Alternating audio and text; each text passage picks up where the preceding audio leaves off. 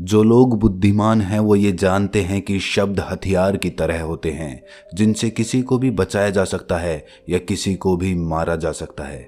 अब आप सोच रहे होंगे कि शब्दों से किसी को मारा कैसे जा सकता है, तो जरा सोचिए, ज्यादातर आत्महत्याओं के पीछे किसका कारण होता है?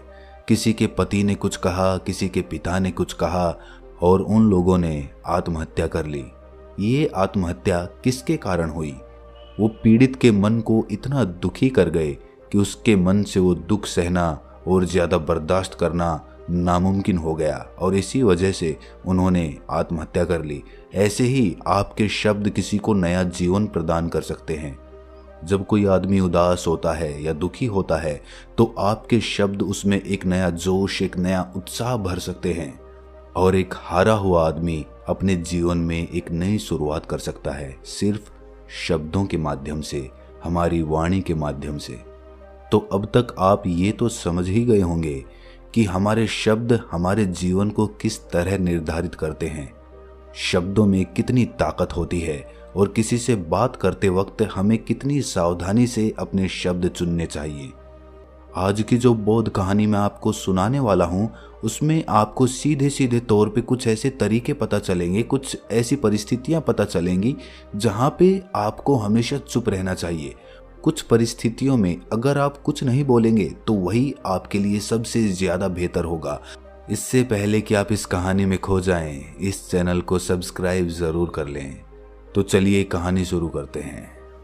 एक बार की बात है, एक युवा लड़का एक बार एक बौद्ध भिक्षु के पास पहुंचा। वो काफी परेशान लग रहा था और उसने बौद्ध भिक्षु से जाकर पूछा कि हे महात्मन, मैं अपने आप से परेशान हूँ, अपने आप से दुखी हूँ। बाहरी रूप से मुझे कोई दुख नहीं है, मैं धन धान्य संपन्न हूँ, मुझे कोई शारीरिक रोग भी नहीं है, लेकिन मैं खुद से परेशान रहता हूँ, अपने मन से परेशान रहता हूँ। अक्सर मेरी बातों को मेरा कोई भी दोस्त गंभीरता से नहीं लेता है और ना ही मेरे परिवार के लोग मेरी किसी बात को गंभीरता से लेते हैं। मैं जो कुछ भी सलाह देता हूँ या तो वो उसे मजाक में उड़ा देते हैं या फिर उसे गंभीरता से लेते ही नहीं हैं। मेरी बातों को कोई गंभीरता से क्यों नहीं लेता है? क्यों मेरी बातों पे कोई अमल नहीं करता? क्यों मेरी बातों में कोई रुचि नहीं दिखाता? क्या कारण है? कृपया मुझे बताने का कष्ट करें और मेरे मन के इस दुख को दूर करें। ये सुनकर बौद्ध भिक्षु ने कहा कि आज सुबह मैं चलित ध्यान करके वापस आ रहा था। रास्ते में कुछ कौवे काँव काँव कर रहे थे और वहीं पर जब मैं चलता हुआ कुछ दूर आया तो मुझे एक मोर की मधुर आवाज़ सुनाई दी। ये सुनकर अचानक मेरे मन में ख्याल आया कि कौवे कितना काँव काँव करते हैं, कितना बोलते रहते हैं, लेकिन कोई भी प्राणी कौवे की आवाज़ को पसंद नहीं करता। मोर हमेशा सही परिस्थिति के हिसाब से बोलता है। जब भी बारिश होने वाली होती है और बादल घिराते हैं और बारिश होने की आशंका होती है, ऐसे में मोर अपनी मधुर आवाज़ में गाता है जो सभी को प्रिय होता है, सभी को अच्छा लगता है। ऐसे ही अगर इंसान सही परिस्थिति के हिसाब से सही शब्द बोले, सही वाणी बोले, तो वही वाणी दूसरों के लिए संगीत हो जाती है, संगीत बन जाती है और दूसरे लोग तुमसे सम्मोहित हो जाते हैं और वहीं पर तुम्हें सब लोग गंभीरता से लेने लगते हैं। और दूसरी तरफ अगर तुम यूं ही बेफिजूल ऐसे ही बोलते रहते हो, बिना किसी बात के बोले चले जाते हो, तो फिर तुम्हें कोई गंभीरता से नहीं लेता। तुम उस कौवे की भांति हो जाते हो जिसकी वाणी कोई पसंद नहीं करता और बाद में तुम्हें दुख होता है कि तुम्हें कोई गंभीरता से क्यों नहीं लेता। इसीलिए अपने शब्दों को बेहद बुद्धिमानी के साथ इस्तेमाल करना सीखो। अगर तुम नहीं सीखोगे तो समाज में तुम्हें कोई सम्मान या कोई गंभीरता से नहीं लेगा। ये सुनकर वो युवा लड़का बोला कि हे बंते, मैं जानता हूँ कि मैं ज़्यादा बोलने की बीमारी से ग्रस्त हूँ, मुझे इतना नहीं बोलना चाहिए, लेकिन मैं अपने आप पे काबू नहीं रख पाता और ना ही मैं इतना बुद्धिमान हूँ कि मैं अपने शब्दों को नाप तोल कर बोल सकूँ। मैं तो किसी से बात करते वक्त इतना सोचता भी नहीं कि मुझे अपने शब्द किस तरह इस्तेमाल करने हैं। कृपया करके कुछ ऐसी परिस्थितियाँ बता दीजिए जहाँ पर मुझे कम बोलना है या फिर बोलना ही नहीं है, हमेशा चुप रहना है। अगर आप मेरा ऐसे मार्गदर्शन कर सकते हैं तो मेरा जीवन आसान हो जाएगा और मुझे ज़्यादा दिमाग या अपनी बुद्धि लगाने की भी ज़रूरत नहीं पड़ेगी। ये सुनकर बौद्ध भिक्षु ने मुस्कुराते हुए कहा कि हे बंते, वैसे तो इंसान को हर परिस्थिति में सोच समझकर ही बोलना चाहिए, लेकिन अगर वो हमेशा होश में नहीं रह पाता है, ध्यान में नहीं रह पाता है, तो मैं तुम्हारे दैनिक जीवन की कुछ ऐसी परिस्थितियां बता रहा हूं जहां पर तुम्हें हमेशा चुप रहना है। अगर तुम ऐसी जगहों पे कुछ बोलोगे तो तुम्हारा अपमान ही होगा या फिर तुम्हें कोई गंभीरता से नहीं लेगा। सबसे पहली जगह या यूं कहें परिस्थिति जहां पर इंसान को हमेशा चुप रहना चाहिए, वो है जब किसी ऐसे विषय के बारे में बातचीत हो रही हो जिसके बारे में आपको कोई जानकारी ही नहीं है। तो ऐसी परिस्थिति में व्यर्थ में बीच में टांग अड़ाना, अपना ज्ञान देना, व्यर्थ का ज्ञान, आपको कुछ पता नहीं है लेकिन फिर भी आप अपना ज्ञान देने के लिए उत्सुक हैं, तो ऐसी जगह पर आपका अपमान ही होगा। जरा तुम खुद सोचो, जब कोई बीमार आदमी अपनी बीमारी के बारे में चर्चा कर रहा हो और आपको औषधियों के बारे में कोई भी ज्ञान नहीं है, लेकिन फिर भी आप व्यर्थ में, बेकार में उसे ऐसी ऐसी औषधियां बता रहे हैं जिनका उसकी बीमारी से कोई तालमेल ही नहीं है, तो ऐसे में आप अपनी प्रतिष्ठा अपने हाथों से गंवा रहे होते हैं और आपको पता ही नहीं होता। ऐसी परिस्थिति में आदमी को हमेशा सुनना चाहिए। ध्यान से सुनना भी एक कला होती है। अगर आप सुनने का दिखावा करेंगे तो कहीं ना कहीं सामने वाले आदमी को ये एहसास हो जाता है कि ये मेरी बात पूरे ध्यान से नहीं सुन रहा है। इसीलिए जब आपको किसी विषय के बारे में पूरी तरह से जानकारी ना हो तो वहाँ पर केवल अपने कान लगाना ही ज़्यादा महत्वपूर्ण होता है, ज़्यादा ज़रूरी होता है। आप उस इंसान की बातें ध्यान से सुन सकते हैं और इसी बीच आप दोनों के बीच एक संबंध पैदा होगा और वो संबंध सच्चा होगा क्योंकि आपने उसकी बात को बड़े ही ध्यान से सुना है और इस बात का पता सामने वाले को भी होता है। तो हम बिना कुछ बोले सिर्फ सुनने मात्र से किसी को अपना दोस्त या अपना मित्र बना सकते हैं। इस बात को हमेशा ध्यान में रखना।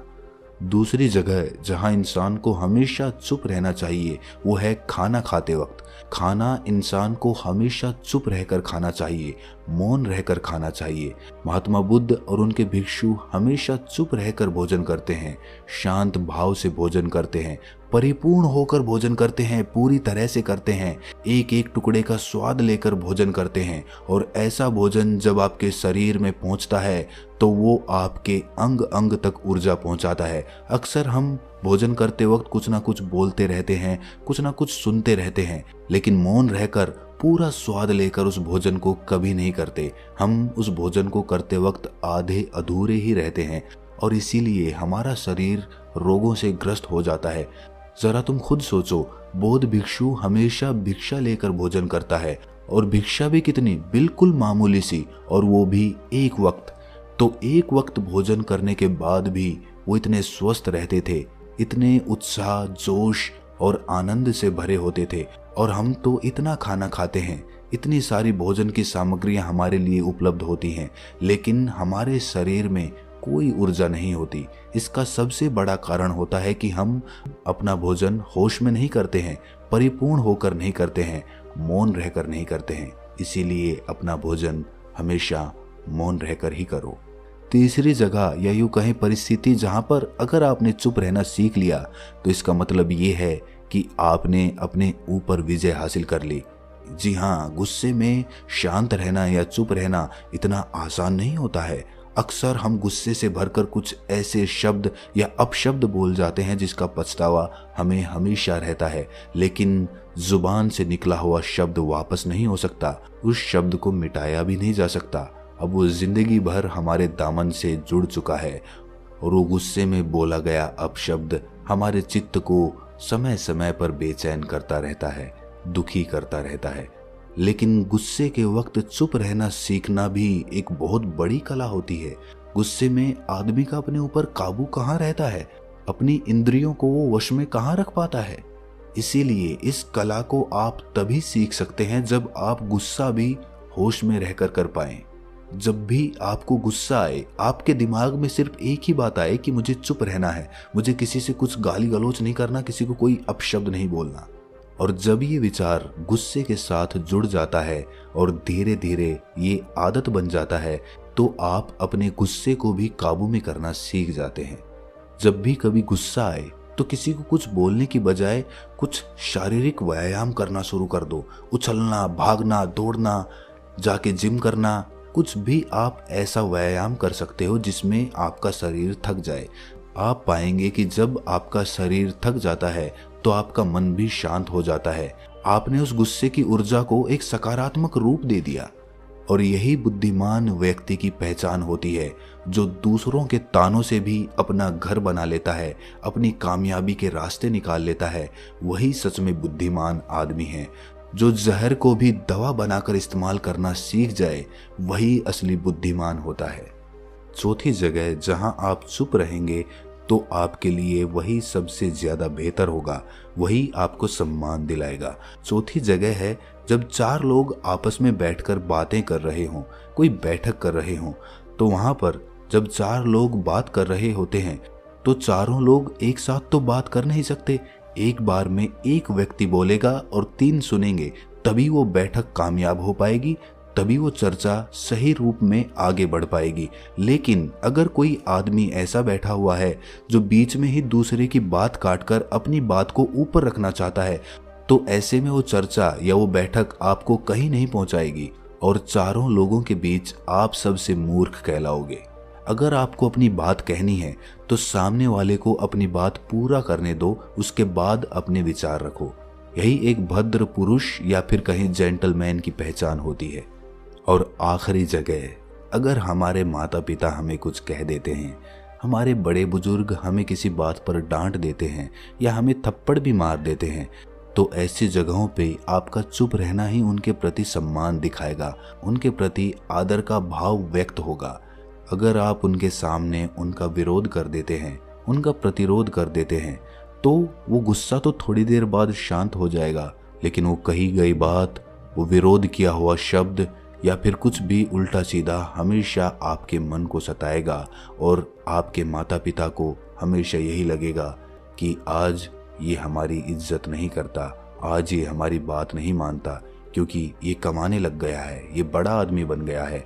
ऐसी ऐसी बातें उठेंगी, ऐसे ऐसे तंज कसे जाएंगे। इसीलिए ऐसी जगहों पे आप मौन रहिए, चुप रहिए, कुछ मत बोलिए। अपने गुस्से को अपने अंदर ही पी लीजिए, कुछ व्यायाम कर लीजिए, भाग लीजिए, दौड़ लीजिए, आपका मन अपने आप शांत हो जाएगा। आखिर में बौद्ध भिक्षु ने अपनी बात को खत्म करते हुए कहा कि कम शब्दों में अपनी भावनाओं को उतारना सीखो। शब्द हथियार की तरह होते हैं। बोलो तो होश में बोलो, ध्यान में बोलो। जीवन शैली ऐसी बना लो कि आप जब भी बोलो पूरे होश में रहकर बोलो, पूरे आनंद के साथ बोलो, पूरे प्रेम के साथ बोलो। ऐसी वाणी बोलो जो दूसरे के दिल को ठंडक पहुंचाती हो, दूसरे के मन को भी शांत कर देती हो। और वो तभी संभव है जब आप प्रतिपल होश में रहकर बोले। इसके बाद वो युवा लड़का बौद्ध भिक्षु के सामने नतमस्तक हो गया और उनको प्रणाम करते हुए अपने घर वापस लौट गया। तो दोस्तों, कैसी लगी ये कहानी आपको कमेंट सेक्शन में ज़रूर बताना, और अच्छी लगी हो तो इस चैनल को सब्सक्राइब ज़रूर कर लेना। तो मिलते हैं अगली किसी कहानी में, तब तक के लिए अपना ख्याल रखें।